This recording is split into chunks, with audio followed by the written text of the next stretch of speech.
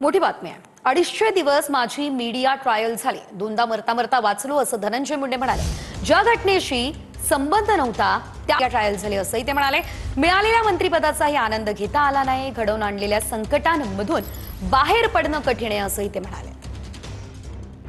250 दिवस इलेक्ट्रॉनिक मीडियावर माझं ट्रायल चालू होतं।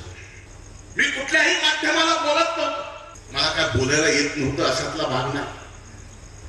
त्या 250 दिवसात दोनदा मरता मरता वाचलो। सगळ्या आजारातून बाहेर पडलो, फक्त डोळ्याचा नाही, फक्त आणि फक्त तुमची सेवा करायची।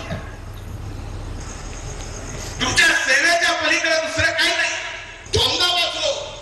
तू जन्मालाच आलास फक्त लोकांची सेवा करायला, असा तू जाऊ शकत नाहीस।